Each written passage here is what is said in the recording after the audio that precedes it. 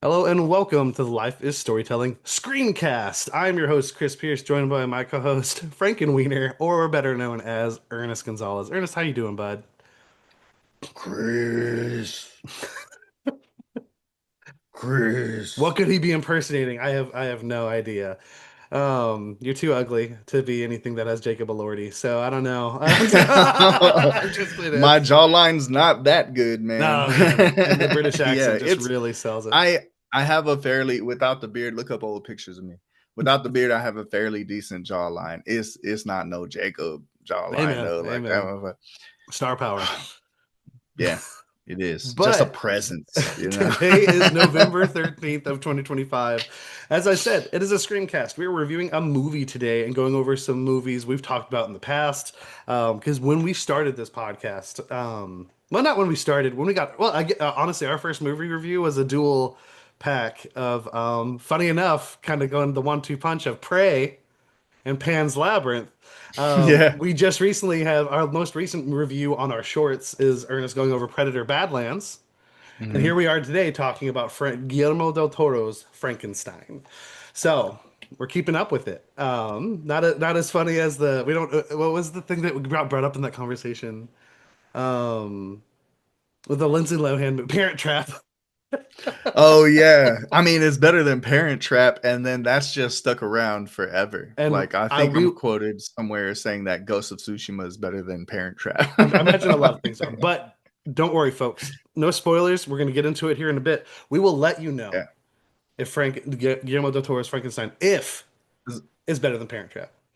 I'm going to spoil the end of Parent Trap for you right No, now. no, The two no. parents they get together. Some would say those parents getting together is also how the movie starts. It's just they also split, and then boom. There you There we go. go. There we go. It happens, you Remake it know. again. Remake it again. Let's go for a Yeah. three for. But yeah, huge Guillermo del Toro fans. We have they're audio only at the moment. I say at the moment, I can't add video to them, but they are audio AI, only. I don't know. But on Like, Apple and Spotify, we do have a review of every one of Guillermo del Toro's movies, and we have them all ranked. We are gonna, and we're not gonna take a super long time to go into them, but we are gonna bring up our rankings here at the top and where Frankenstein fits into them for each of us before we get into our thoughts to kind of just get us started on thinking about it, where it fits in with the filmography of the wonderful Guillermo del Toro, and then kind of get into it from there. You look like you had something to say. oh, in the episode that we did our ranking on, we actually did a Del Toro Awards as well, where That's we're like right. I best forgot about that. casting, best story, things like this. So, Yeah, like, yeah, yeah, I check it forgot out, about man. that. Yeah, It's go cool. check that out. It's cool. Absolutely, Some of absolutely. those passing a microphone to each other, Oh yeah, but yeah. Early on, those are early very, on. very early days. I mean, But we yeah, just got to shout video out in to anybody 2025. that's here now that like listen to those. I love you so much. We love you Love so you. much. I had to wake up my dog. She's snoring. Um, but I couldn't hear it, but that's cute as hell. well, no, I heard it because she has like a pre-snore. I was like, oh, it's charging up. I was like, I can't let that happen because she starts like whimpering in her sleep a little bit sometimes if she's really in there. And first of all, it makes me Is feel it terrible. is it Nami? It is Nami. Yeah. Okay, that's a bigger dog. Okay, Okay, she somehow because heard you Isha's and me this saying it. tiny little baby. Just squeak. Mm. Just a squeak though. But That's great. huge Guillermo del Toro fans. We're going to get into our rankings here in just a second. I do want to give us a plug for some of our content. Today, Ernest went over a lot of mobile stuff coming, honestly, from PlayStation in general. Also, Rockstar putting out Red Dead on mobile as well. The first Red Dead. Things on Netflix Yeah, feels crazy. it is. It Yeah, is really weird. Like we can try that out. Maybe I don't know. I really which don't is know. mobile. I Yeah. mean, that's how I played. What was that game? It was like you're shooting a Um. movie. You're an Right. actress. It was Right. very good. And I there's just want to like say a devil stuff description, going but on it's in the not. Yeah, yeah, background. yeah. It was. It was at it was One of my around the favorite. same time as Inscription, It was one of my and favorite games of that year. I can't think of the. I have rebought it for PlayStation for a plat. at some point. And definitely still in like always a contender for like best video game performance, considering that actress Just just did not best video amazing. game that I Yeah, remember the name of, unfortunately, at the moment. But yeah, but it's that good it and is it's on good, Netflix. and I'll figure it out. I'll figure it out later. Um, but yeah, so Ernest going over today's news with that. We do have some reviews over the last week. Again, Predator Badlands from Ernest last Sunday. I've been, of course, going through my comic binge lately, where I did read all of a comic called Deadly Class. There's a show. There's a season of a show on Sci-Fi and it got canceled. And from the trailer, I was like, "Whoa, this isn't what Yeah, I read." that's what it's like being a Dresden fan because he had a sci-fi show too, Did he and really? that got canceled. That's Yeah, crazy. yeah, So the thing is, for like I'll a respect the season. Yeah, Sci-Fi, right? Because it's shit. I imagine it's not technically their fault, but if you're not on a streamer, no one's gonna see it. That's just how it is right now. right. Um, And even before streaming, like a lot of their shows that like that one because once in a while they have a banger, and yeah. then like Back I in don't my know, like day, not enough SmackDown people was on watch Sci-Fi. that. That's crazy. Crazy. Some Raw on TNN for you, huh? How about that? Right, 100%, Yeah. 100%. It's crazy. Yeah, yeah, yeah. Hey man, they gotta find a home. Um, but yeah, no, it's just yeah, interesting. But a lot of cool stuff there, and I will say there is a review coming up. This Saturday I will have my review out for Dispatch, so be on the lookout for that. Um, yeah, yeah, yeah, yeah. And My then next game. Yeah. so, but today's movies, today's Frankenstein. Huge Del Toro fans, a lot of hype going into this. We were both big fans of Pinocchio. I guess you're about to see where we put that on our list here. Ernest, are you ready for this? You ready to get into this? Yeah, did I spell wiener wrong? Is it I before E except after C? Yes. My bad, y'all. I don't think they'd have to zoom in. No, it's okay.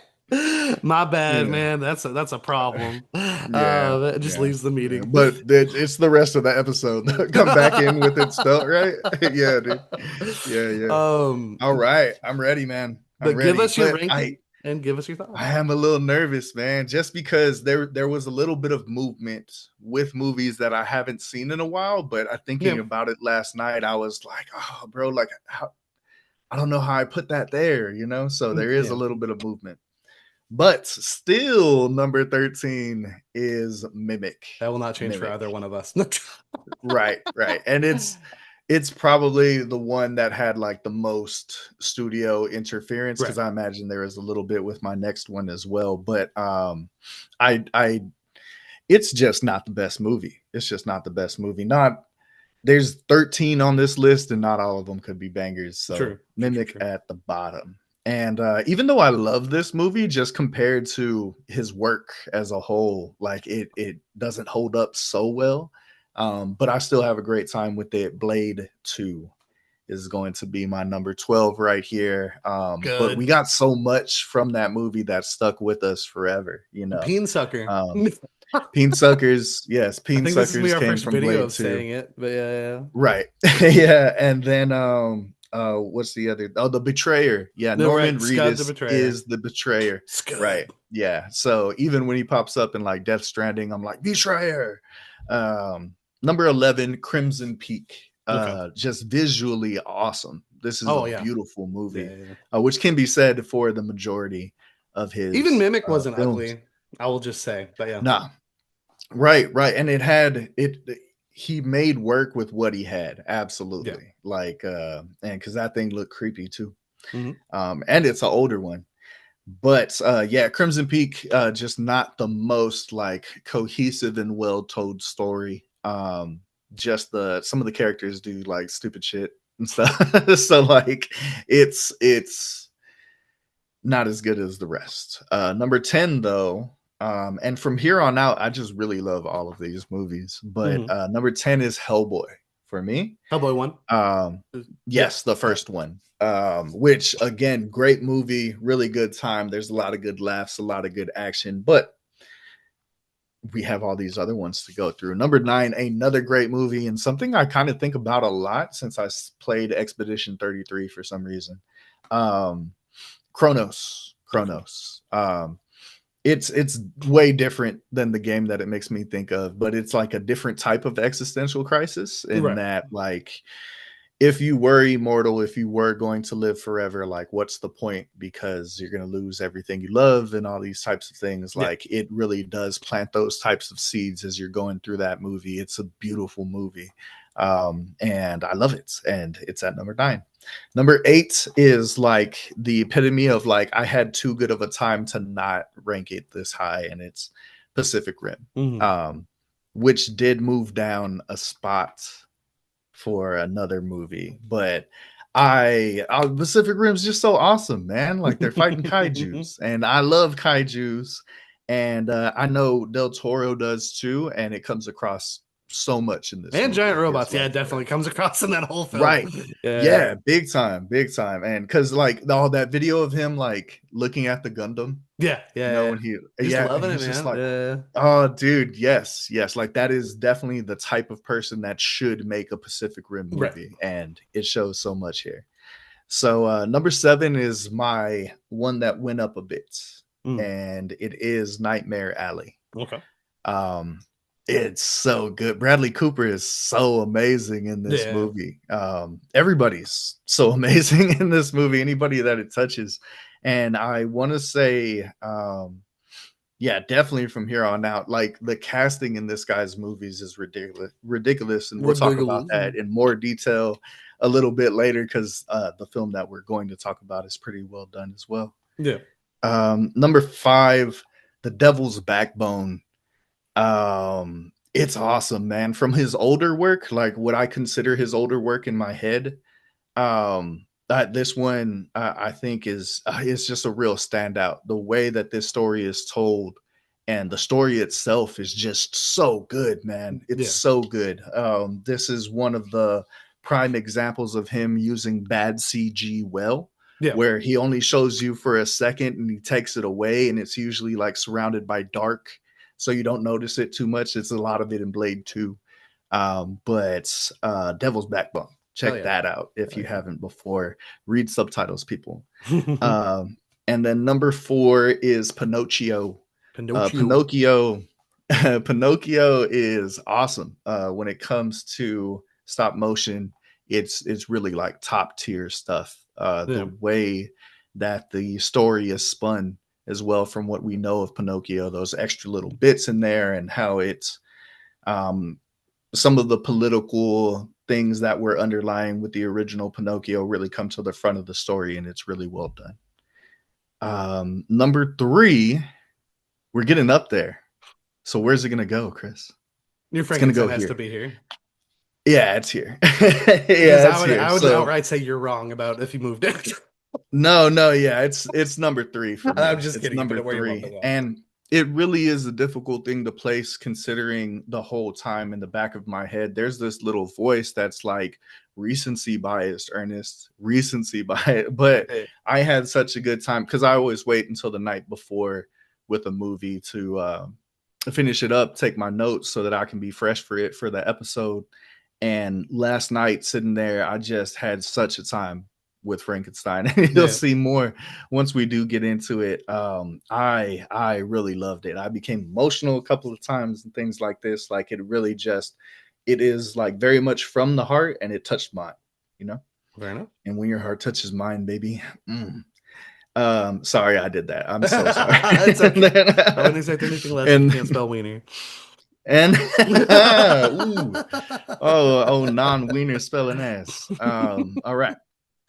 And then so number 2 is still Pan's Labyrinth, and it's so tough for me with these top 2, especially the top 2, I know. because they're very clearly top tier. Just absolutely, they have to be up there, bro. Unless Yeah. you're weird and you don't like movies or something, like, I know they're people just who so hate good. Shape of Water.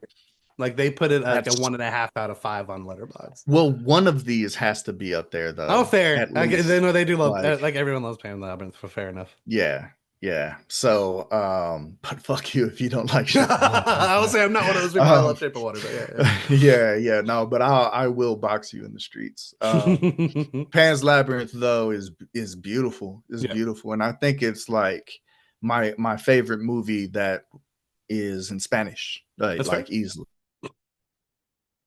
I love it's so beautiful. The message, the way that it's shot, everything about this film is beautiful. No. But Shape of Water is my favorite love story in the world. It is And he's the seen all very the near the Twilight top of folks. my list. Go on. Right. It is very near the top of my list when it comes to movies at all. Yeah. I love it. I love it so much. It's so pretty, and fishmen need love too. And this is It's the true. only movie that really gets that across. Um, because I Wearing his mean, shirts inclusion, Chris. Like it feels with nice to with be the amphibian included. folk. Like Yeah, fair enough. yeah, and they didn't have this before, and this is really speaking out for them. So, They Shape got of this in Water, One number Piece, one, so dude. yeah, we'll That's see where it it. goes from That's it. there. And they're villains in Oh, there most of the time. So I mean, true. Arlong is a bastard though. So, He is. He absolutely so is. But I what do will you want say me to I'm a do? little surprised, and I'm going to say we're going to have a very interesting conversation. Um, Because I had it higher than you? Oh Oh, for no. sure. No, 100%. Oh shit. So I'm gonna go ahead and get into my list, and then we'll of course talk about the title of the this episode, the review. So my number 13 is as well Mimic. There are worse movies than Mimic, but there are not worse Del Toro movies than Mimic. So yeah, just is what it is. But you still see the beginning of those practical effects. Go listen to that review. We do kind of struggle with trying to find things that like let's be positive about it. And it is the practical effects. It is the directing. And it Mhm. kind of stops short there, where it doesn't. But I mean, at the same time, cool premise. It did spawn a franchise. He's just this is the only one he worked on. My number 12, Crimson Peak. I know me and Ernest are a little lower on it than I think a lot of people, but I don't think it's bad. And I don't even think it's like a bad story. It's just the story didn't hit me in ways that it obviously hit for others. Because like when you get to the twist, the way things gonna go at the end, I was just like, okay, but aesthetically, if you go by pure aesthetic, it's in the top five. Like if it just because like literally you're in a haunted house the whole time. It's gothic Victorian, like just like style, clothing, stuff like that, and it's just and great performances all over. Um, but it's not as good as Blade 2, and I do have Blade 2 as my number 11. Because motherfuckers just want to keep trying to ice skate uphill, you know, and it's crazy. Uh,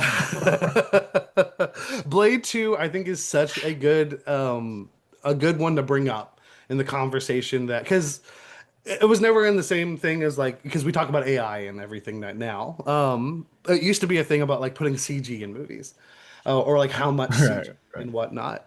Again, very different. People's jobs aren't being taken from CG, obviously, but it was a thing at the time. But Blade 2 is a great example of how to use poor CGI really well. And Del Toro, if nothing else, he's a master of lighting, and that's kind of how he gets that across. I do have Kronos at number 10. It is very good. I do love the story. I also enjoy like the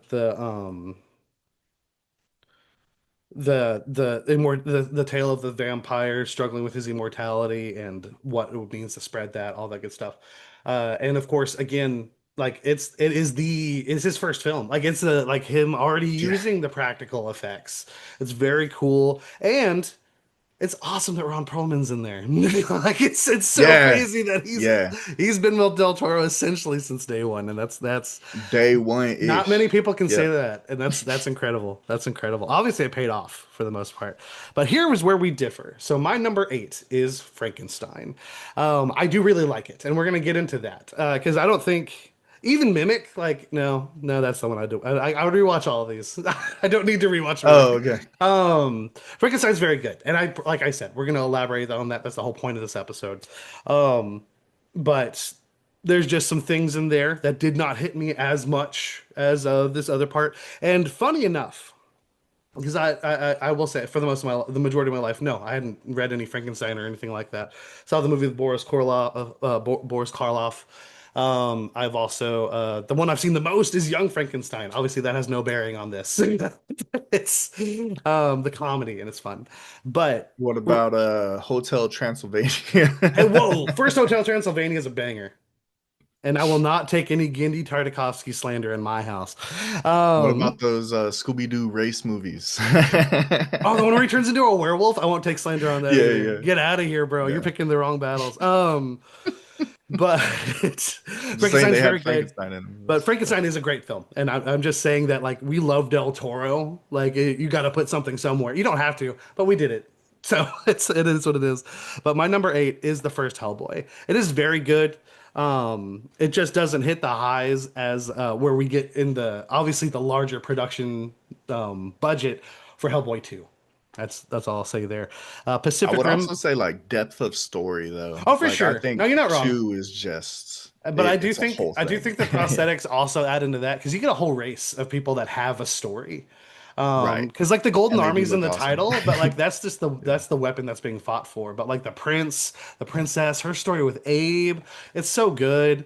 I'm not even at Hellboy 2 yet. How dare you do this to me? But I'm sorry. it's I'm okay. sorry. It's okay. But Pacific Rim is at number seven. It is so much fun. I saw this in the movie theater three times, once in 3D. Um, and literally after I saw that three times, I went home. I was working at a movie store at the time. Oh, a movie gaming store. Is the next day I came into work and I sold my Xbox, all my Xbox games, all my Xbox accessories, and I just bought all of the Pacific Rim figures they had on sale and the comics that came out along with the movie. And yeah, day one, baby. Um, my number six is one that was so this isn't drastically different. The what is different is than when I originally saw the movie, I wasn't a big fan, and what I'm talking about is Nightmare Alley. After we rewatched it for our review, that's when I was like, okay. And I will say I'm kind of having that feeling a bit with Frankenstein. That might be a thing as well. But I will say I liked Frankenstein more my first watch than I did Crimson Alley. But everyone's great in there. You're right, Bradley Cooper, Kate Blanchett, mwah, phenomenal, phenomenal. Mm-hmm. Now, we're in the top five. This is God. This is God country. You know what I mean? This is Holy Land. My number five is Devil's Backbone. There's very little to say poorly about this film. There are some things that do restrict it in terms of like it. I mean, it's just older. You know, like and Hmm. Yeah. it doesn't. I don't know. It looks like a 90s film, big It time. Yeah. it does, but the story is where it really is the selling point of just man, Del Toro can do a lot of cool things with horror. It doesn't have to be scary. It's just in this horror world, and set that across the backdrop of like actual war, which we'll see in an even bigger example here in a bit. Um, you do some incredible things with that. My number four is Hellboy 2.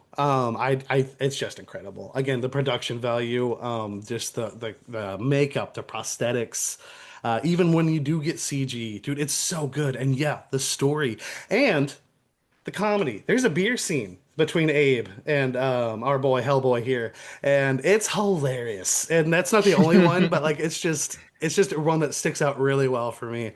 And I have not seen the other um, Hellboys, and it's not from like anything of like I only want to watch Ron Perlman. The dude's like in his late 70s now, if not in his 80s. And yeah, I get it. That's a lot of time to be sitting in that chair and then go do action, like whatever. right. But dude, this movie's special. This movie's special. Were you about to say something? Oh yeah, I'm not a baby, I'm a tumor. I'm I not a always baby, think I'm a about that tumor. part. Yeah, And then my yeah. number three is Pinocchio. I do think because you were talking about existentialism with Kronos. It comes back with Pinocchio.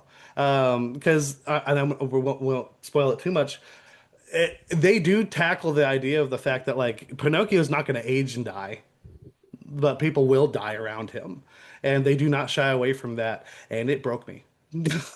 It absolutely broke me. But then my one and two here. This is where, because like when we first did these rankings, me and Ernest, we were pretty step for step, like a few differences, but this was the big Yeah. stuff.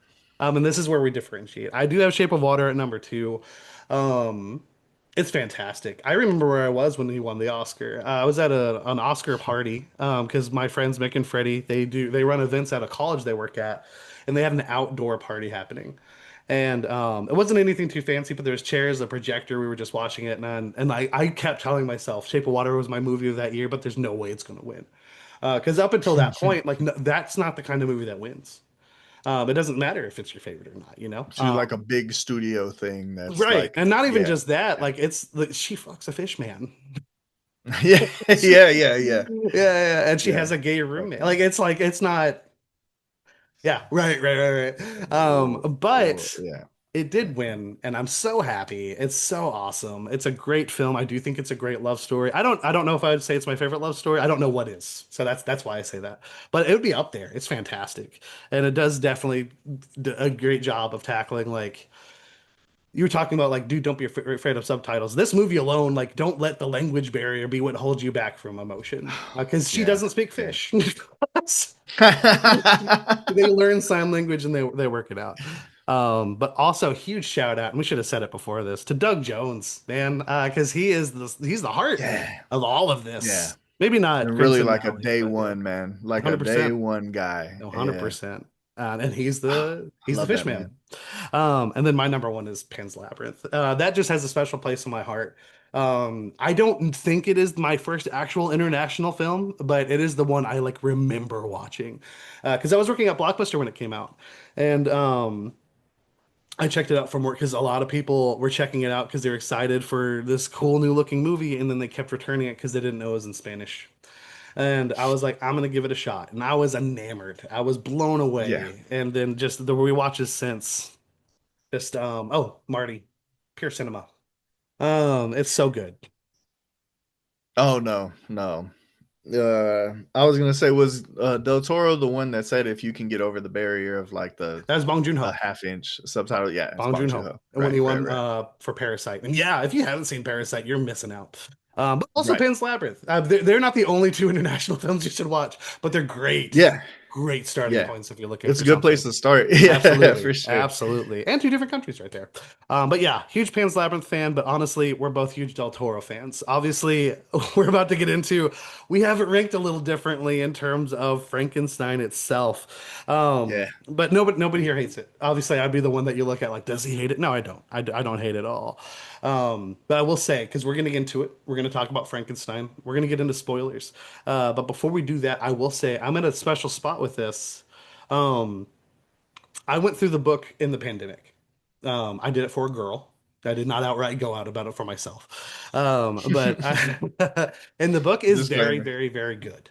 Now I will say there's obviously The Mary, changes Mary here. Shelley. Yeah, Mary Shelley's That. Frankenstein. Yep. Yeah, yeah, yeah. There's a lot. There are a decent bit of changes. I don't think there's anything there that you necessarily like. You're not going to hear me focus on that. Because first of all, it's Del Toro. Make what you Hmm. want. I don't care. Right. As long as it's good. Like if this was Mimic, we'd be having a conversation. But honestly, maybe let him remake Mimic now. You know who's doing anything with that franchise. But also, I mean, he's doing great stuff anyway. But that book does hold a special place in my heart. Obviously, like I said, I did it for a girl. It was a whole thing. But there is a lot in that book, and I do think a lot of it you can also get in this movie, where there's just so much going on, so much you can take away from it, and we'll get into how much of that I think is effective and how much of it that might not be there. But Ernest. Give me some opening thoughts on Frankenstein, Guillermo del Toro's, of course, and give me a score. Well, I mean, to start off, I was just really Woo. excited to get into it in the first place, Hell yeah. because I know how Del Toro loves his monsters. Like Mhm. people won't ask him about it, and he'll be like, "I love monsters," and it's awesome, and I love it. I do have a lot of bias going in here too, and like I said, recency bias and stuff like this. Yeah, But because I just love his work so much. Like before I came into this, I was about 99.9% sure it was going to be great, you yeah, know? yeah. Um, and I'm sure that Frankenstein has been like a passion project for him going through it. Like, I know it's something that he was looking forward to He's for a Dead long time. Man in Death Stranding, Yeah, and bro. which is Yeah, essentially Frankenstein. he has the Little little stitches. stitches Yeah. and everything. Yeah, dude, it's He's awesome. composed of dead bodies. Yeah. And he's a monster, dude. He's a Yeah. monster. And but we can be monsters together. It's cool. Um, so going into it, I already had high hopes, and I just didn't feel let down throughout this. Yep. It is, again, like we've said about so many of his other films today, beautiful. It Yeah. is like breathtakingly beautiful. The way that he uses colors throughout it. I know you saw the same interview that I did, Mhm. because Instagram tells on you and tells everybody the stuff that you Oh like. yeah, when you actually And interact with him and stuff. Yeah. Yeah, yeah. Talking about the So red, the blue, mother and yeah, father. talking about the red was for when he was a child, and the blues was for the father and the Yeah, uncle and all this stuff. Like it just the way that it's thought out, and I like you could see it before I saw that interview. You yeah, know, it's very clear that there's supposed to be these specific tones in these specific scenes, and they're all for a reason. And it's just so well done. But that on top of like costume and set design is just insane. Like there are great directors out there that make beautiful gothic scenes, but Del Toro, just like in Crimson Peak you were talking about, like mm, it's not our favorite one on this list, would but love to look at it. it but man, like who does gothic like Del Toro? You Right, know, like right. there's a part in here where he gets to the most gothic looking tower I've ever seen, and he's like, bring in more creepy shit. Yeah. And I'm like, yeah, you know, like it's awesome. So yeah, yeah, that, but then, you know, acting wise, this cast is jam packed full of some of the best actors out there. Oh Yep. shit.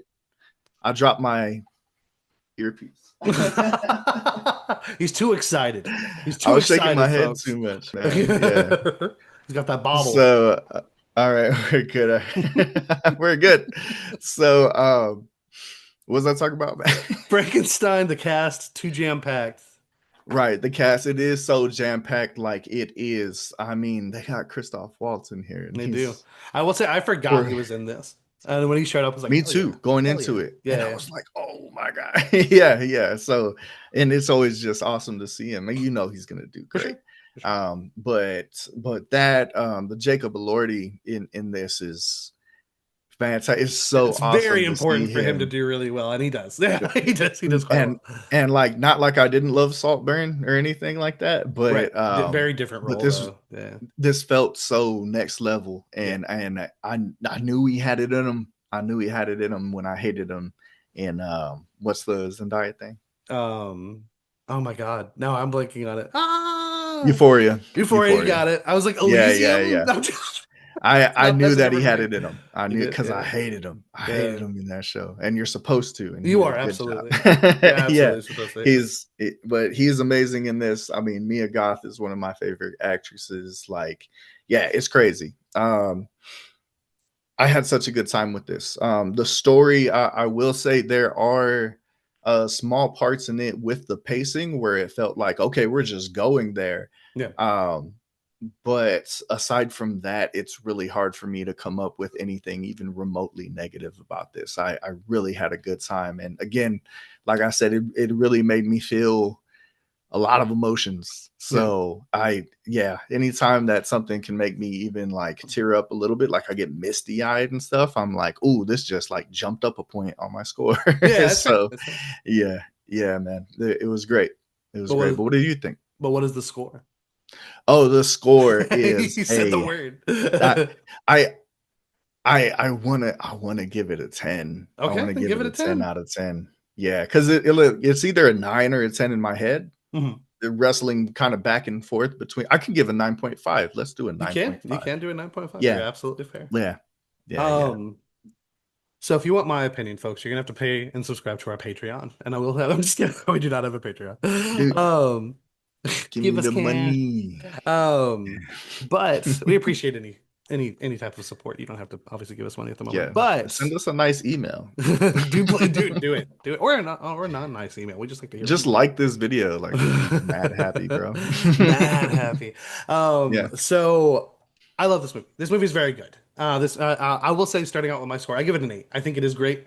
In terms of like, because and it's kind of like the double-edged sword of just being so big a Del Toro fan. Um, because I'm not just looking at this as a movie. I'm also looking at it compared to his other works. Like I know, like you would, because the thing is, he's a horror director, but not in the Mhm. sense that like the people at Boo. Blumhouse are. Yeah, yeah. Right. He's definitely he's telling you meaningful stories with layered like characters in a horror landscape. And Mhm. and essentially how you resonate with the characters is going to really be like how you feel about how you feel about him as a director and how you feel about his works. Um, the one thing I will say, because the first few reviews I saw about this were negative. Um, and the common thing I saw across those negative reviews were critics saying it was hollow. Now, I disagree with that completely. Obviously, I'm giving it an 8 out of 10. I'm not as high on it as Ernest. I don't think there's anything hollow here. If you want hollow Del Toro, you go to Mimic. Uh, but luckily, he did not mimic that here. So you have great performances. I do think, and because I'll just start with my negative. This is my least favorite Mia Goth performance. Like I don't think it's outright bad. I think she's doing quite well, and I do wonder because it's the big it factor. Because I do think it's different than what you normally see her as. Because she's usually like she's bad, like she's a psycho, right? She's Oh, usually like she's doing some evil type right. junk. And Yeah, here yeah, she yeah. is, she's on the other end. She's the one doing the nice thing. She's like, no, no, he's a human. No, no, no. It's literally Right. just like because I pictured this when I No, finished you're the my movie. brother-in-law. That type of stuff. Oh, I always pictured it as like she's the if you've seen Babadook, I know you've seen the meme of the mom in the front yelling at her kid, "Why can't you be normal? Victor, why can't you just be humane?" Ah, Right. Yeah, right, that's pretty much it. That's pretty right, much right. it. And where does it get her? And that's why I say that performance where she's at with that, and then a lot of this movie, I feel like I'm going to benefit the most from a rewatch, and it very well could happen. We'll see. But as of right now, I do think there's so many things that start going in a certain way that I start feeling it. I start feeling those feels. Like I will say my favorite part is with the blind man. I do think that stuff is great. Jacob Elordi is fantastic all the way through. Um, I've seen some people be like, everyone's gonna just love a guy if he's tall, and I love that joke. And then when you get to the CGI wolves, they're a little. Mm. But they're there but they're there more for like a narrative They're very clearly CG, but right. But what yeah. it's what they're representing and what they're doing to the story that's impacting our monster here. Monster, sorry. Here. That is the important part. But the thing I love about the book, again, I'm not going by the plot of the book. Again, change what you want. I don't care. But because when you go into something, especially if you're doing it just for a girl, I don't know, you don't necessarily like we've all heard of Mary Shelley's Frankenstein. It's like a classic and whatnot. Um, Yeah. I still had a low standard. I still had a low bar. I was like, I'm just going to go through this to be able to talk about it. And I ended up loving it. Like, I ended up really liking it. Because the best way I could describe it, and it's going to sound like really high praise, but I do really like it. But because it kind of reminded me a little bit of like how people refer to the Bible. There is actual stories in the Bible. Hmm. That is not necessarily what people talk about. They talk about the meaning of said things and the things you take away from it. Um, Hmm. and there's so much at play with Frankenstein, both the book and the movie, about like what it means to be human.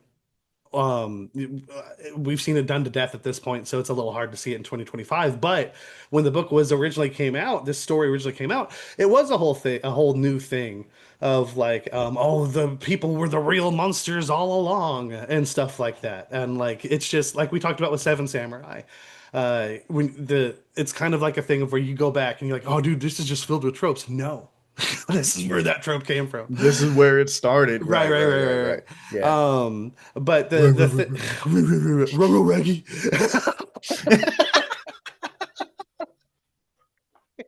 You got me. You got me. I know I did it, Sorry. but you led me Sorry. there. No, yeah, yeah, yeah. Oh, dude, Del Toro, do Scooby Doo, man. Get into the family horror biz. You know, Oh, that would just be awesome, spread that actually. spectrum. I guess Pinocchio Yeah. could fall into there. But I do think because there's a lot about humanity, a lot of what it means to be human, a lot of about obviously legacy and what you leave behind, and even more than that, just what it means, what it means for a person's life to end, and then on the other end of that, what does it mean for you deciding to actually live? What do you do with the time you have alive? And I do think like half of that is fully realized here. Unfortunately, you have like a 2.5 hour movie. Some things are cut a little short. There's definitely they do I do think they touch on the whole legacy part a little bit, and I'm not saying you need everything here verbatim. It's just that again, they're all startings here. Like we immediately see Victor here as we all know somebody in high school who shouldn't have had kids. Like they talked about wanting kids, and you're like, I don't think you should have kids, and then they have kids and they hate their kids, and that's Victor. That's Victor right here. He's like, stop saying my name. Are you not smart? Stop saying my name. Victor, Victor. And that is to say, I don't think there's any bad performances. Because dude, Oscar Isaac brings it. First of all, he's the hottest depiction of the Doctor we've ever seen. He is, and I know. What does that mean? It With the means what you hat, think it's saying, with the hat or with without, the dude. hat, He's bro. just going Yeah. psychotic with it. I loved. Again, spoilers. So when Yeah. Christoph Waltz falls, and there's clearly part of him missing, and we still have Victor being like, "Are you okay?" And I understand totally a moment of disbelief, like, And then "Please God, just be then all he right." he picks him up and looks at the back of his head and he's like, never Nope, mind, bro. I dude, got stuff to because do. it just Like, pops. It just pops.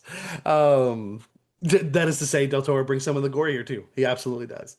You have to, because there's a lot of morbid scenery as you're leading up to the actual birth of the creature. Like there's like the first thing that he brings to life. Well, I guess it's a person, but like, dude, it's crazy. Like that, because that's oh, all just practical effects of like, and that entire scene, the light, you talked about him being a master of yeah, lighting yeah, earlier, yeah. and the lighting in that scene, the way it's just hovering behind Oscar Isaac the whole time, and he's tossing that ball, Yep. man. Like as he's going through, I saw somebody talking about how hard it is to toss a ball and catch it Mm. while you're going through your lines and stuff. Like that's next level Right, stuff. right, And I'm right. like, oh man, I didn't think about it that way. But that entire scene is just crazy, but especially the part that you're talking about here. Right, but like it's a great because it's the first time we see and like because it's kind of like a Breaking Bad thing. At the beginning of this, we do see, at least from in my opinion, we you take it how you want it, but the Victor's at his most likable at the beginning of this film. Right. Especially since you do start out with him as a child. Oh, 100%. You feel bad for him about people being like, "Oh, he's weird," and his father is essentially like the wrong kid died. No, no kids died, but it's just uh, That's the type that's how of he is. the Um, vibes he but brought that's in. what he gets for having a Lannister for a dad, you know. It'll But get you. that's why he got killed on the can, man. Spoilers for Yeah, Game of dude. Thrones. What is it? Tywin Lannister? Am I making that up? Ty uh Tywin. That's what I Tywin. said. Okay, yeah, yeah. Yeah, I yeah, yeah, wasn't yeah, yeah. 100%. Um, but that scene does a great job of showing, like, first of all, Victor really tapping into who he is. Because he has this curiosity about something that is 100% morbid. It's very Edgar Allan Poe, Mm. very taboo, as you would say. And in a lot of films, this is a moment where you would find like the town folk just being really, really annoying, like just unnecessarily annoying. But I do think because they don't immediately like, oh, kill him, they don't like burn him at the stake. They voice their Yeah. concerns. This council is 100% being like rational, and they're like, oh no, we don't want that. I don't like that. And I do really like that depiction of just like if you were to see that, us as movie watchers, yeah, we're wanting to see this. This is very cool.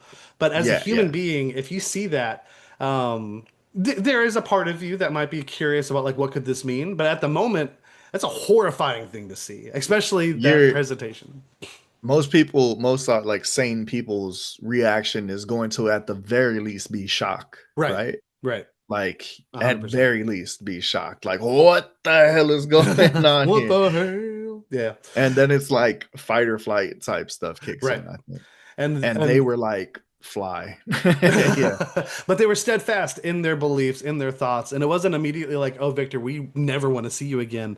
They just said, "Deactivate that, and please pursue another version of science." Of course, they argue a bit there, but it's just a very powerful scene.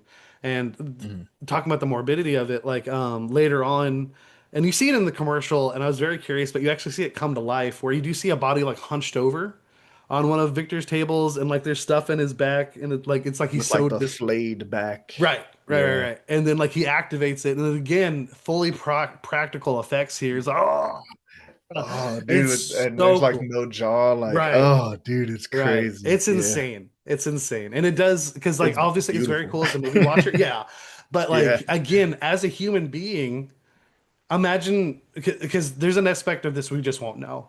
Because the other question here, with whether it be the book or the story of Frankenstein, the creature that's created, does he have a soul? I don't know. But on that end, there's a consciousness, and if you think about that, at least these pre-creatures, before we get to Jacob Elordi's beautiful, beautiful body, um, these creatures, I wouldn't want to be brought back like that. I'd be like, please just let me die. Right. Please just Like let me life stay is dead. pain. Yeah, yeah, yeah. Yeah, yeah, Please yeah. kill me. Flip the switch. Stop throwing the ball. Oh man, yeah, Some Mr. Meeseeks type jump, man. yeah. I'm For not meant to sure. exist this long. Absolutely, absolutely, man. I was made for cutting butter. Like, Oh my god. Oh man. But dude, it's just because Del Toro has a curiosity about death, that is all the way throughout. And I love his conversations about like him being a Mexican, being raised with the culture, and what that like his point of view on death, with obviously a very different upbringing than my own, a white guy from a small town in Texas. Um, it's so different. Like he talks about the beauty of death, and how that influences the beauty of life. And like so many people will see that because like look at it, literally it just repeats itself in literally this work that he did right here with Frankenstein. A lot of people are like you call them the closed-minded folks who are stopping at the thought of like this person's supposed to be dead, not thinking about what this would mean for life after the fact. Because yeah, who wouldn't want somebody they've lost to come back? Obviously, not with a jaw, no jaw, and stuff like that.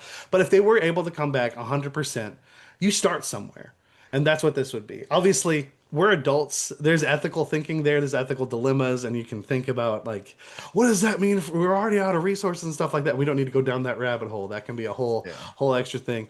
But just the emotionality of it, where you because it's a very reasonable thing, especially with Victor and the loss of his mother at such a young age. It just makes sense. It makes a lot of sense where he's coming from, and where essentially what is it, the road to hell's paved with good intentions, right? Right. And I think that's 100% where we see here. And you spoke about how likable he is at the beginning of this Yeah, movie, and I think like it carries on pretty far throughout the movie as well, because you run into situations where he's kind of like doing not the best things, right. but you know where that behavior came from. You see how like the situation with his mother passing away, the treatment of his father as he was training him to be a doctor, how that plays into the person that he became, Mhm. and how a lot of his treatment of the monster is exactly how his father treated Right. him. And you It's know it's something hereditary. that we see in stories and in real life all the fucking time. It's very 100%. much a part of life that our parents like have this effect on us and very much mold us into the person that we are. And it's a very extreme, especially considering how extreme those circumstances were in the first place. Right. I So like there is that little bit of empathy that I was having for him as he was like kind of being a dick. Right. And but eventually of course that gets to a point where it falls off, right? He So definitely does his best to make you stop feeling that way. right, Yeah. right. Yeah, he goes very over the line. He does very much For over that. And we're sure. not even talking about bringing somebody back from the dead. He's Right. just a No, yeah, jerk. that's not the That's line that he not the worst crossed of at it. No, all. no, no, not at all. But yeah, man, it's just it is interesting to see his character transformation because I didn't think we were going to start with him literally being a child. Um, and as it goes forward, there is a friend, like a best friend of Victor's, in the book that I was surprised isn't necessarily here. It focuses more on like a brother of sorts, as well as obviously his brother's fiance. But it's you still get a lot of those messages across, and his dialogue with others, because I do think this movie's incredibly well written. There's really good dialogue. Everyone has like there's heart in every aspect of this film, which is why exactly I was like, because that's one of my like, I hate hearing a film is shallow, because that's like my fear. Because if I'm sitting in a movie and it's obviously hollow, dude, it's just oh, that's terrible. And It's a drag, and especially when 100%. it's this long, you Right, know? 100%. Because that's when Yeah. you're like, oh, I see the 2.5 hours. Um, but yeah, no, not at all. I don't think Del Toro half-asses anything. He whole asses this whole thing. Um, And I just don't think the man is capable of not putting his passion first. And that's 100% here. That's why we don't see him necessarily doing a rom-com or anything like that. Right, Like right. you wouldn't Yeah, expect him to be a fan of like the Avatar films, but he is. And but at the other end of that, he's not making them. And that is to say, like, if me and Ernest were filmmakers, we would probably make two very different films, but could be fans of each other's works. And it's right. just Yeah. And like game recognizes game.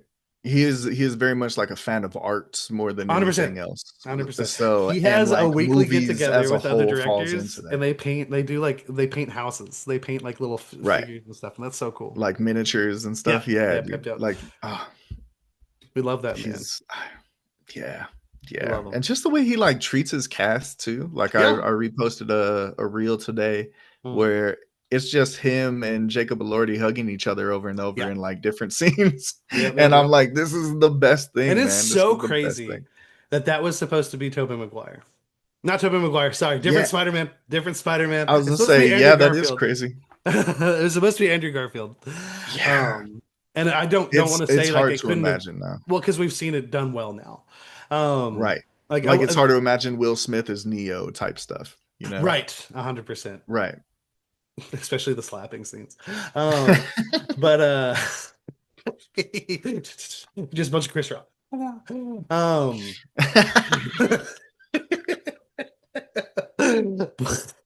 Damn it.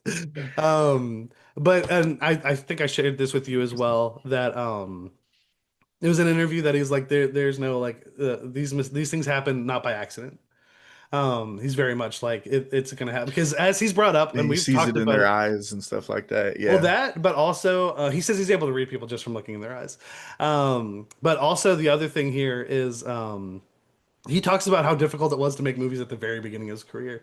Like to make Kronos, he like put a mortgage on his house, he sold his car, and like all this stuff. Like he couldn't pay for like the most minimal things. He put everything into making that movie.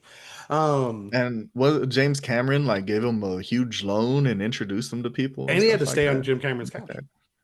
That's yeah. Yeah, Yeah. yeah, Yeah. yeah. So honestly, Shout maybe out he has to Jim. like Avatar.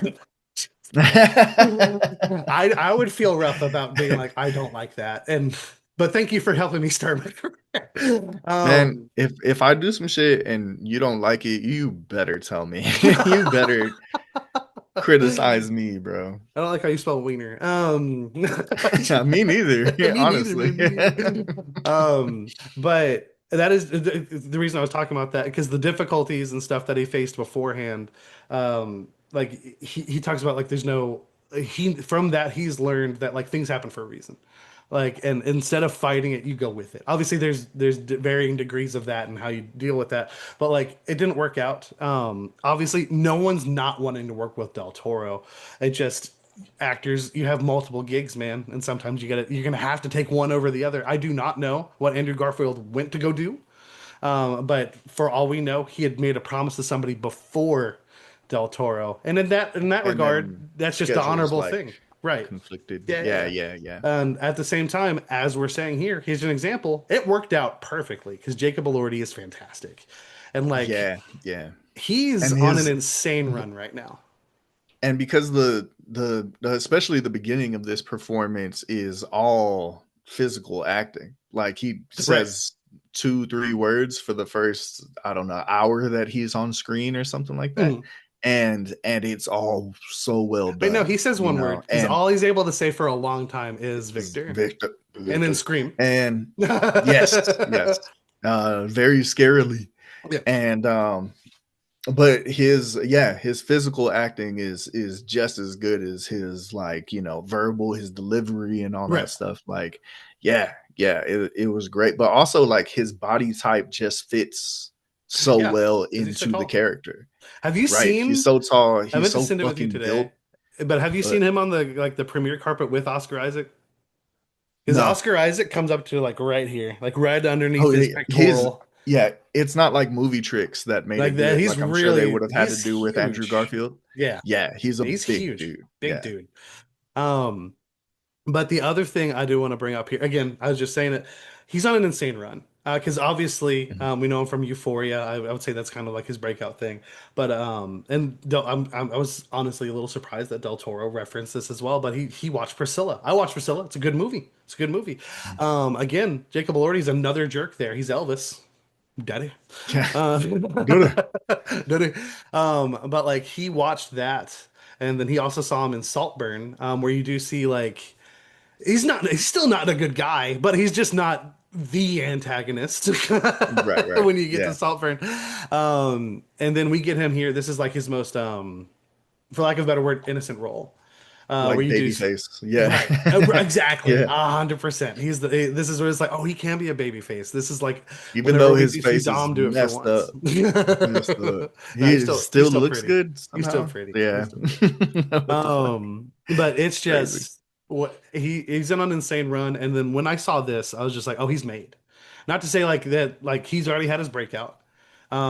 But like A24, it's A24. Obviously, it's a household name. It is not small by any means, but now he's in this huge Del Toro film. Yeah. That's You're a wearing the re hat. right. Fair enough. Fair enough. Yeah, merch, He's baby. in this huge remake of a beloved classic as arguably the star. Like, I mean, who's the star of Naruto? Um, Naruto. Naruto. Who's the star of Frankenstein? Frankenstein's monster. But but Yeah. it is what it is. But it's just I can't wait to see. We already know where he's going because we just had the trailer for his next movie come out today, Wuthering Heights, an Emerald Fennell product again, Saltburn director and writer there. So You think dude's that's not gonna slowing be down. like his guy, like Jordan Peele So and Emerald Daniel? Fennell is a woman. Oh, that's gonna be her guy. It might be, might be. Allow me to backpedal.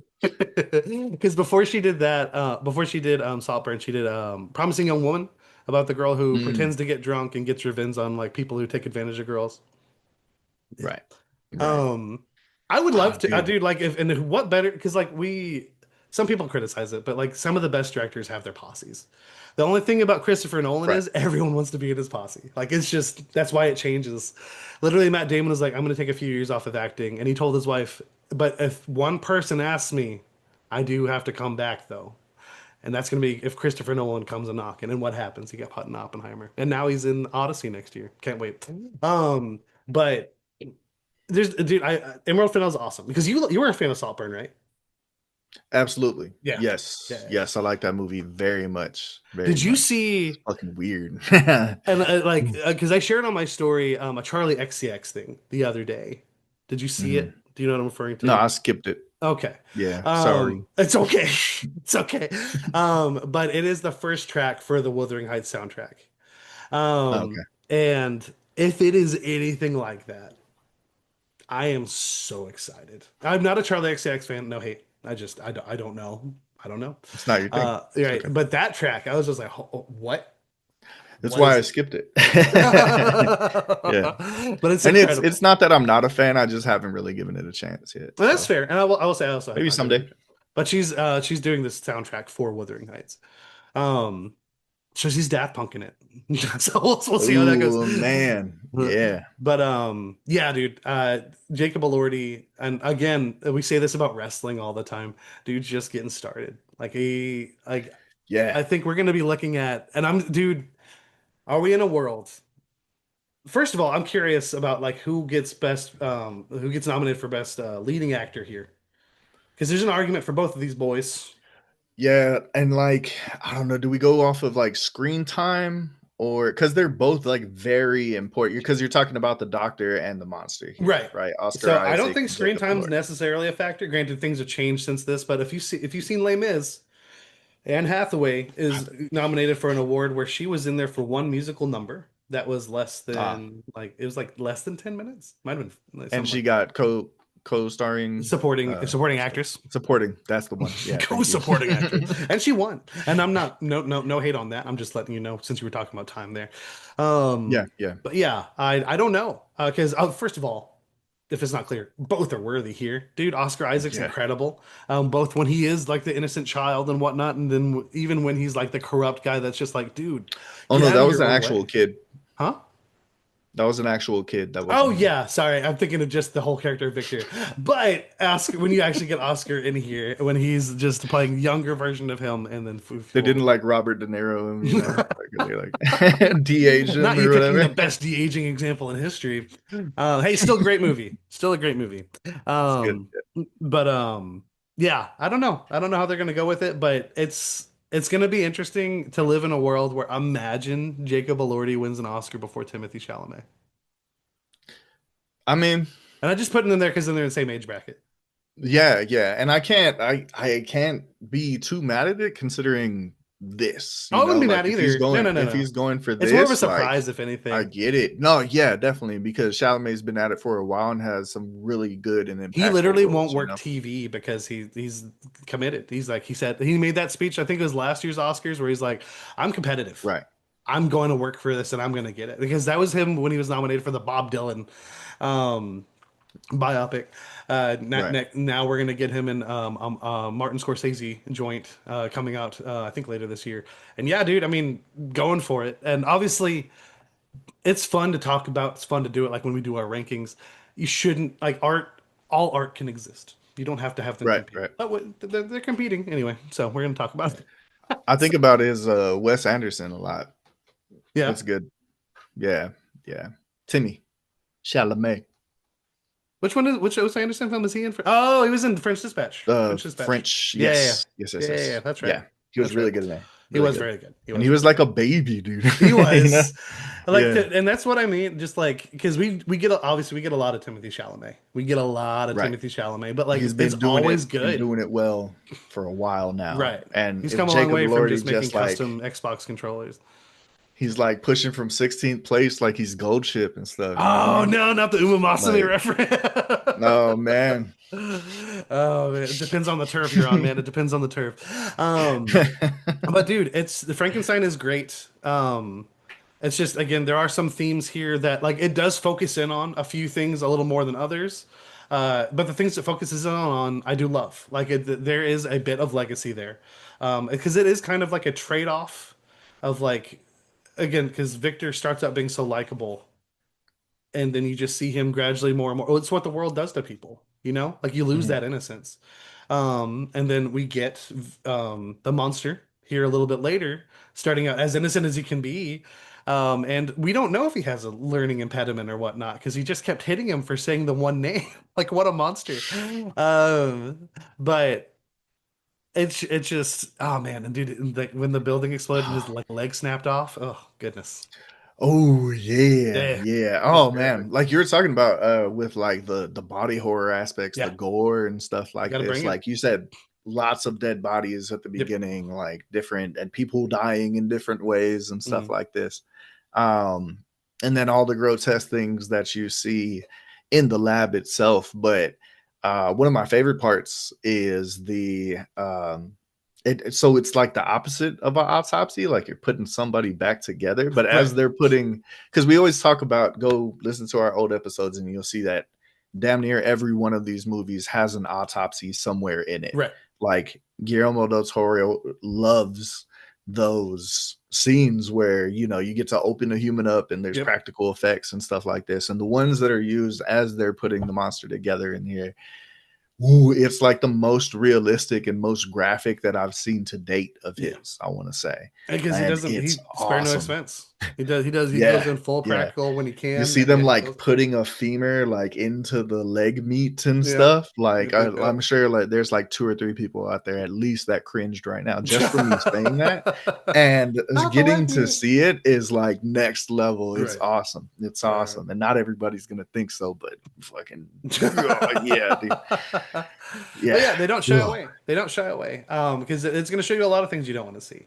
A big part of that is when Victor is just terrible to the monster. Like it really, and it kind of sucks. He does not last very long as being a good role model for this creature he brought into existence. At all. It's like 2 minutes Right. and And I do getting think locked that up is right another away. part where like you are kind of hindered by again a film's runtime.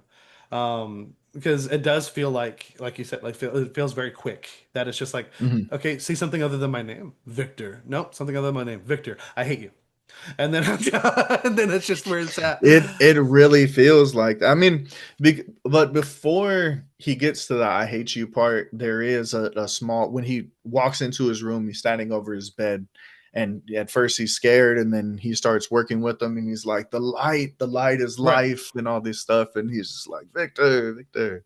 And I love the way that they well, let me not jump ahead, but it's just after that, like, he always had it in his head that he was going to take him down there and lock him up, you Right. know, like from day one, Because because he could he wander said one of off. Yeah. the first thing that he says that he needs in the tower before he talks about any of his equipment is that he's going to need a prison cell, or like a Mhm. holding cell of some sort. And thank you for building that one. It's beautiful It is down beautiful. there. Like, but it was also so they could dispose of bodies, but still, Yeah. um the whole water thing is awesome, and it comes in later. And but he knew that he was going to put him down there, so it is like, really, as soon as he like chains him up, and maybe there's a little bit of a time skip that we don't really get too much of a clue on, Mm. but he's very quickly, pace wise, getting angry at him Very and upset. stuff. And that is Yeah. part of the point five that I'm leaving off there. Mm. That is one of the instances where the pacing was just like, whoa, okay, what's happening? He's mad at him now, you Yeah. know. But Because he I would say very he does start hitting him quickly. before he actually hates him. It's Right, just it's the right. learning method. And He learns because instant. that's because, like, what I was talking about earlier with that, like, learned behavior and Yep. stuff, and that is just he very quickly falls into being his father with his, but who he's not thinking of as his son, but he like immediately falls into that role. Like, this is how 100%. I help somebody learn. And it's probably because when he was learning with his father, he did learn plenty. Yeah. Like, he's answering a lot of those questions right, and he would get smacked when he didn't know something. Mm. So him only being able to say that one word for so long is like, okay, time to smack. That's how we Yeah. learn around here. But I love the way that they kind of explain when Mia Goth's character, Elizabeth, when Mm. Elizabeth is telling Frankenstein, like, did you ever stop and think that maybe that's his whole world? That's all that he really cares about in this world is you. Like, Mm. you're an asshole. And then she takes off and stuff. And he Yeah. goes down there and he does even worse He things. does. He does. So, but yeah, man. I love that moment after she had that like nice intimate moment with him down there, where he gives her the leaf and everything. It's Yeah. super cute. And that connection feels so real as well. And It then to does. come out there and sleazeball, Frankenstein is there, just like, you shouldn't be down there and stuff. Like, I love that conversation that they have between each other right Yeah. there as well. Yeah. Between Elizabeth and the monster? Yeah. Between oh, I love that moment, definitely, but Mm. her telling off Oh, Dr. Victor. Frankenstein Right, here, right, right, right, telling right. off Victor. Yeah, when I say Frankenstein, I mean the doctor, my bad. It's okay. Uh He I never should he but doesn't name the monster Frankenstein. Yeah. Right, right. He is very much Victor in here, Right. like, referred to as Victor. Right. So yes, like that conversation between where she's telling Victor off for being the way that he's being, and I think it's really the second time that she tells him off, aside from when she first found him. Right. But yeah, also what you're talking about, that moment between them, that connection Between the feels monster so and real, Elizabeth. where he's like, Yeah. yeah, giving the leaf Because and that all was that some of my stuff, favorite and them stuff with being close to each Elizabeth. other. I Yeah. do love those final moments. I thought were beautiful. Because again, I mean, if you're here for it, there's heart in like every sentence being spoken here because it's so well written.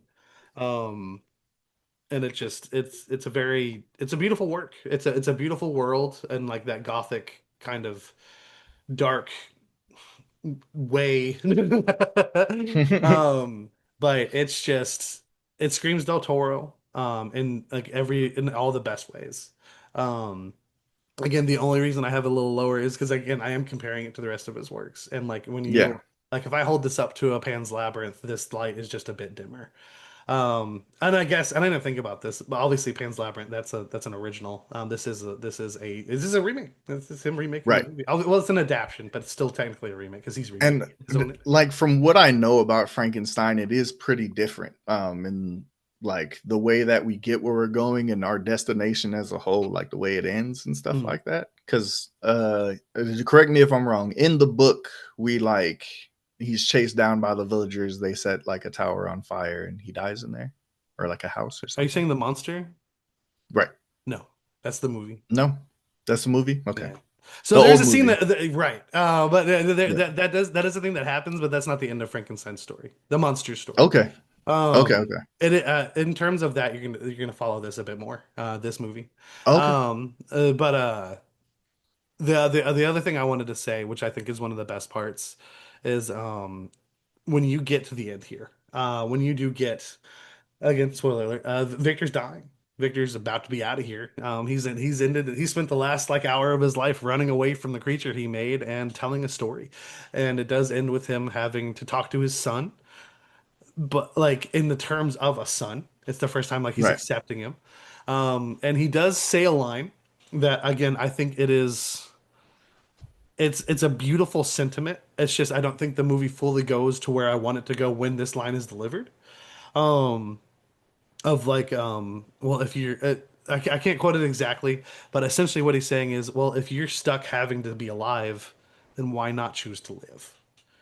And Hmm. it's beautiful. It's a beautiful sentiment, and it does somewhat. I give this an 8. There's no hate here. 8 means great. There's no hate. It does kind of come off as like a slight afterthought for me when I was watching it. And again, it's one of those things that could change on a rewatch.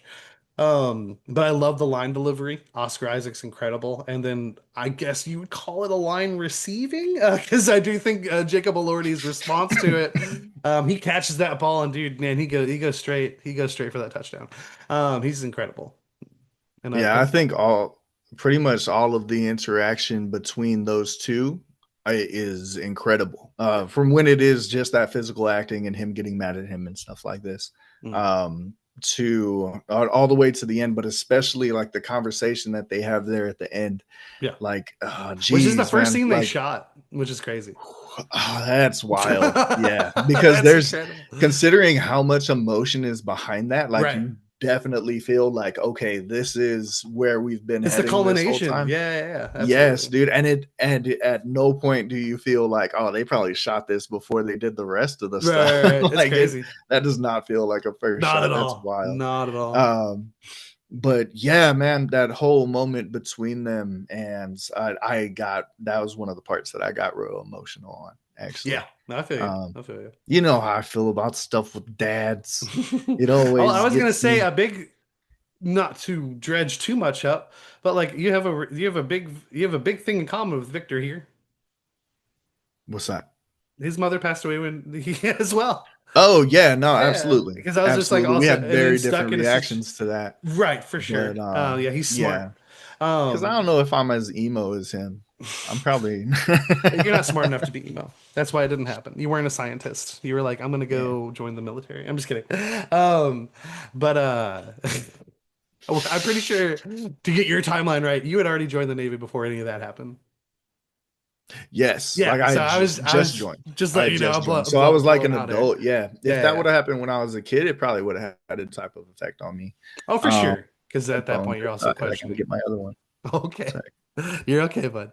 But also, it's just like I don't know who the kid is, but the kid does do a good job of like when he does go through that situation of the mom passing away, having to react to it, having to deal with like, oh, it's just me and my dad now, and we do not have the best relationship, and the realization of like, oh, our relationship is probably not getting better.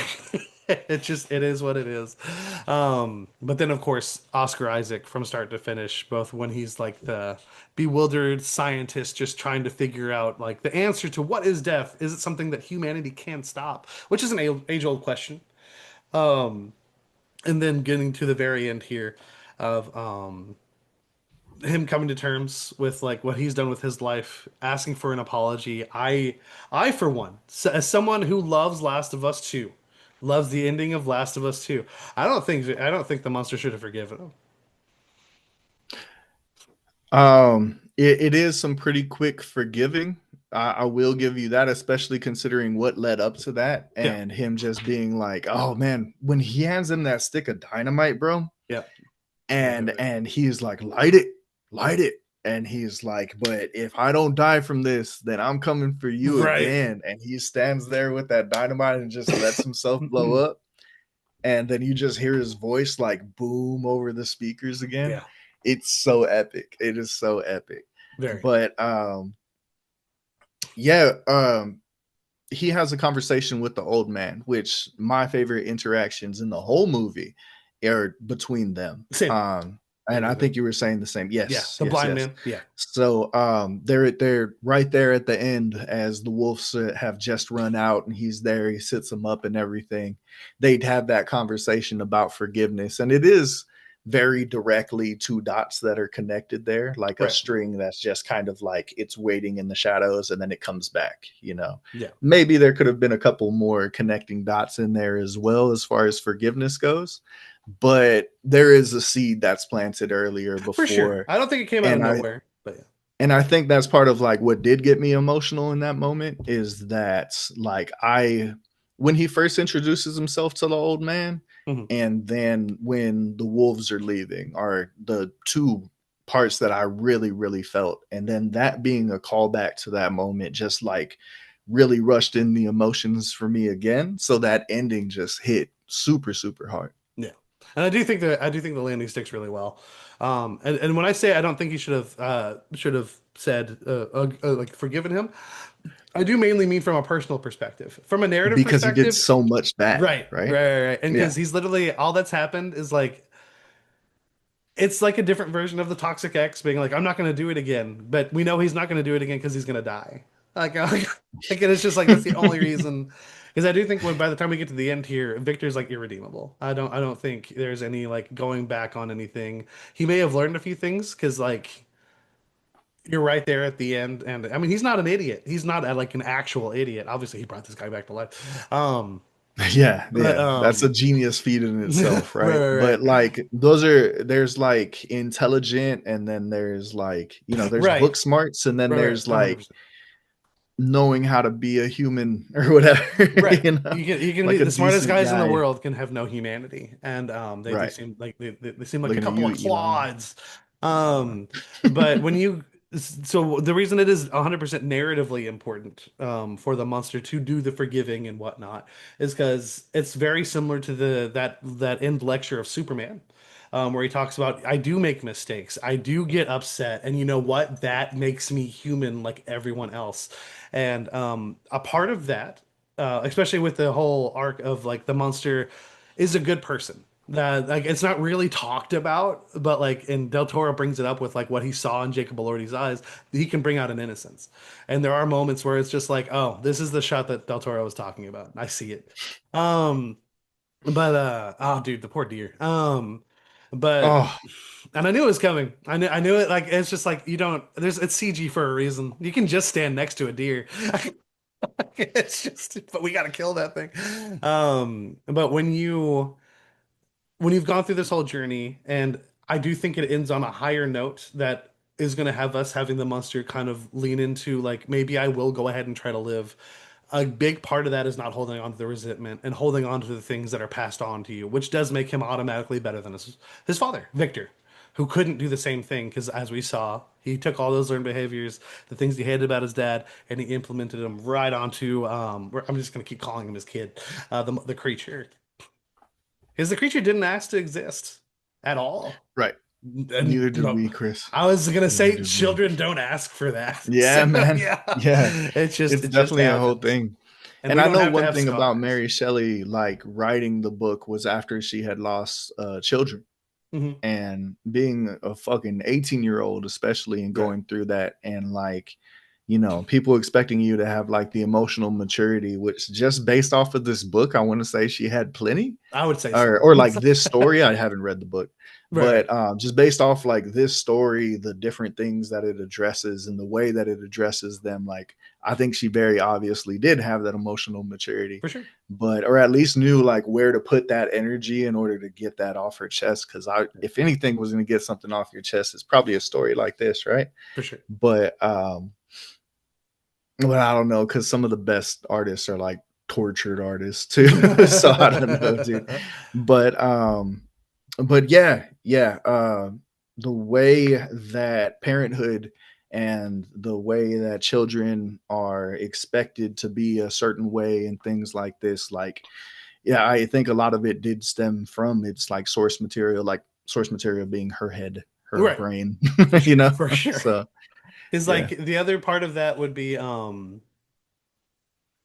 the very it's a part of everyone's life. Every kid's life. It's really sad when it comes earlier, obviously, but like even if it happens at a normal pace, you're gonna figure it out. Where the child realizes their parent is just a person. Like there's nothing wrong with it. I say it's sad because yeah, it's just like you're taking the cape off of Superman. Like you see, oh my God, my mom feeling anxiety about the most reasonable things.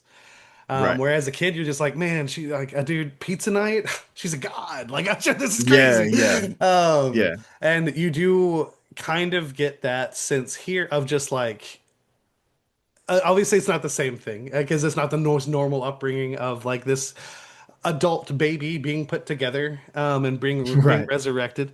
Not the Everyone go most watch Poor traditional Things. birth, Poor Things right? rules. I want to bring that up right now because Emma Stone also is fantastic as like a blubbering baby adult at the beginning of that. I actually have a paragraph of notes comparing the two movies. That's fair because I don't Yeah, think we get Poor Things without Frankenstein. 100%. right, Better right. father, better father in Poor And Things. Yeah, like like they're polar opposites in the way that they're raised, like the right, nurture versus that like strict hate that they had. right. Like there was a very different upbringing. You get two very different results in those two creatures or whatever we're calling Yeah, them, right? and also in Poor Yeah, Things, she does it. She has the six. she does do it. She has a lot Yes, of the six. good for her, man. Good Banger for movie her. though, banger movie. But Oh, so it's is so good. Frankenstein. I don't want to make it sound like Right. I don't think that is a banger, not a banger either. Again, just a few things for me that again maybe on a rewatch it could do more for me. But Del Toro is still again. I was talking about a Lordy's run. Del Toro's just doing what he wants, and he's doing awesome with it. I'm so curious what he does with this. I really want him to do another animated thing because I do think Pinocchio was just so good, and him, Yeah. and then because he partnered up with the animation studio that helped him do Pinocchio. So hopefully, whether he produces it or not, I would love, of course, written and directed by Del Toro because those are the magic words. Mwah. But whatever we Yeah. get from that marriage there would be incredible. Ernest, we have our updated rankings. We have our love for this man and his works. Give me some final thoughts on Frankenstein. Um Again, there's just so many good scenes here, and like I think you said it more than me here, but the writing here It's is incredible. just phenomenal. It's very good. Like if this give it all the awards for the writing stuff. That screenplay, hell yeah. It's so good because like every single piece of dialogue here really just comes to life even more with the performances that we get here. Christoph Waltz is fucking amazing, He's man. so He's good. so Like talented. you will kind of forget about him when he's gone, just because so much happens after that. But when he's here, he's a presence and he's awesome.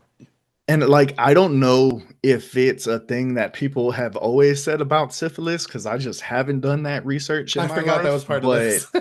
one night with Venus, a lifetime with Mercury is genius. Like if that wasn't a thing before, like wow, Yeah, that's wild, bro. Like there's so the whole like, oh, we could be monsters together yeah. when he's asking for a companion is just like, I dude, was oh, wondering if it's we were so gonna get a much. bride. I was like, oh no. Yeah. Dude, the miracle is not that I can speak, but that you would ever listen. Like Yeah. Jesus, there's so much in here to love. And then again, like I said, visually, what else would you expect? Right. Like it's amazing. We didn't talk too much about the score here, but it's great. It was You really know, good. like I love so many parts of this movie. If there's is anything, it's the pacing of a couple of things, I'd say. Mm. Like the other part that I think really stands out is where he finally arrives in the captain's quarters on that ship, and Right. you're kind of expecting stuff to go down But it's time for more because he's story. finally there right Yeah, in yeah, front yeah. of him, you know, and And then all of a sudden he's like, "Oh yeah, well then I'm gonna tell you my story." And it's like, okay, I guess we're pumping the brakes for this then, you know. So like aside from those small pacing issues, because it is just a scene or two for me, Yeah. I really really love this movie. I think that it is great. I've been screaming about it to anybody that will listen to Mm. watch this movie. Um, Del Toro continues to be my favorite director. I don't see like my rule of three or whatever. I have about 11 to 12 movies here for We're just him. excluding Mimic. Yeah, it's just Mimic. We're putting yeah, Blade yeah. 2 You in don't there, have to just watch not that Mimic. one. Yeah, like maybe Blade 2 as well, you know. But yeah, yeah, there's like over 10 movies for this guy that I would say like are must watches for Yeah. anybody that wants to see good movies. And that goes old And and recent. I'm like, that's just incredible. right, right, like from day one ish. It's just me, Oos. Like I think it, uh, I think I think this is really a top one for me right now. And again, it may be recency bias because, like you said, the way that yours can go up, mine can Oh, you can also potentially go down a little bit. go Yeah. down on a rewatch. Things like this. There is such a filmography here, like size Oh yeah. wise. I don't know when I'm going to go through it again, but I know this is not going to, unless the airplane falls on me when I go outside to smoke a cigarette right now. I'm going to watch all these movies again at some point, you Yeah. know? And yeah, man, there's a reason that we have so many episodes on this guy. He is an absolute genius. I love him so much. I love his heart, and I feel like this movie shows so much of his heart Absolutely. and Screw the and people what that he said loves shallow. and how he loves and things like this. Yeah. Yeah, this is prime Del Toro stuff for Yeah, sure. absolutely. And when I say rewatch, I'm not talking about rewatching his whole filmography. Like we'll see whenever that happens, Yeah, but I'll probably yeah. Oh, rewatch the like I'm gonna throw Frankenstein on Frankenstein. maybe a while, like maybe next Halloween or something like that. Yeah, yeah. But yeah, it's very good. Don't listen to any naysayers. I do think it's overall positive feedback from this. It's just when you do compare it to like the vastness of Del Toro's filmography, like the things you love are the things you love. My favorite thing because I was watching some other people review this, and everyone's also going over like where does it rank amongst his filmography. I love the just the difference in opinion about like because nobody hates it, but it's very interesting in topic where people put Pacific Rim because it is quote unquote the fun one, you know, like but there It's is either heart your there. thing or it's not, Right. right? But Like, the heart is still there. You can't deny it. But it's definitely a bit more of like the comic book, even which is funny because Hellboy literally is based off of a comic book. But yeah, yeah. literally the Pacific Rim, and maybe it's because it is an original thing. Like he created that. Like that's a 100% Del Toro original. Obviously inspired by other things, but he 100% created that, and it's definitely like the like a I'm Del Toro of movie of all of the.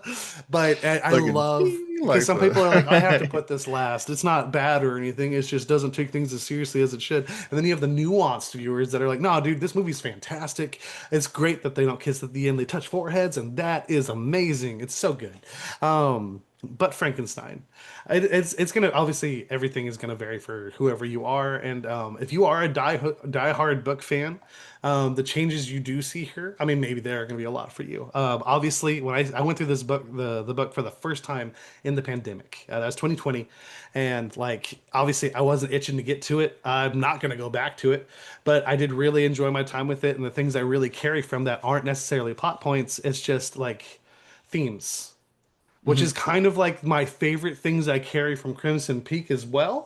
Because again, that plot's just not for me.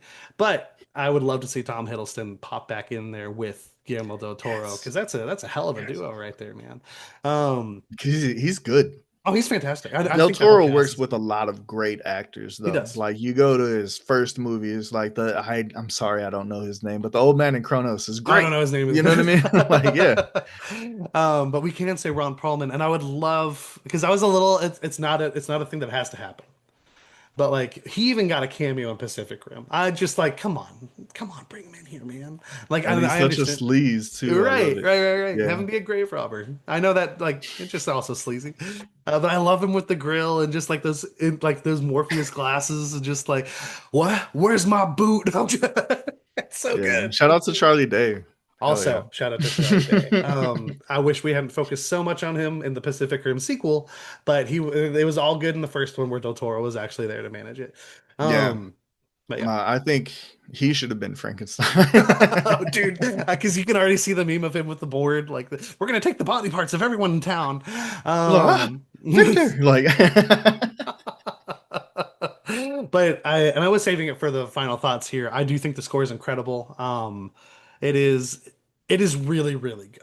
Because I did listen to this for a bit, and it is like it hits the notes. And unfortunately, I got cut short on it because I made a post recently, sharing like other stuff from Del Toro, and I just played one clip of the Pan's Labyrinth score, and then that's all I listened to that day. and you're like, oh, I gotta bump this now. Yeah, I was like, I'm so sorry, Frank. You gotta step aside.